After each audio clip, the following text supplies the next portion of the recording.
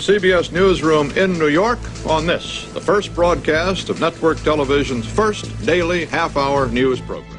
There was a time, not so long ago, when most folks got their news from one of three television networks, NBC, ABC, or CBS.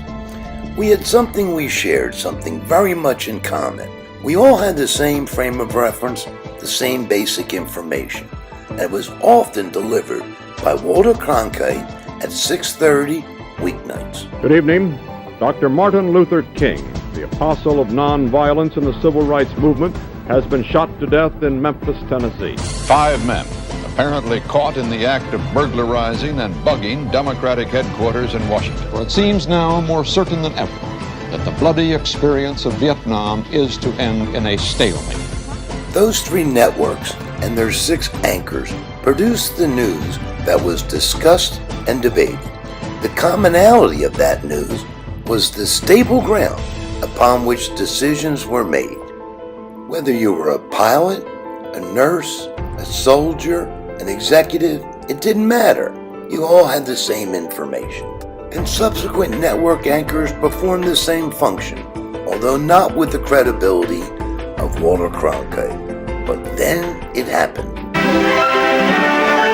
This is CNN.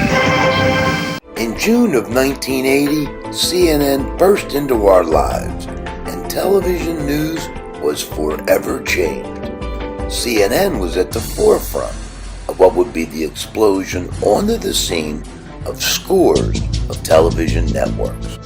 So no longer would we have the common knowledge as provided by the 3 networks. Now we must learn to live with news coming at us from all directions and loaded with bias. We're no longer basing our opinions on the same data. If you listen to one channel, you get one set of facts. If you listen to another channel or read another publication, you get another set of facts. So what's different now is we're basing our opinion on different data. It's not the common data that in the old, more orderly days of what I call the gatekeeper era, where you had 3 television stations and 1 newspaper in every town.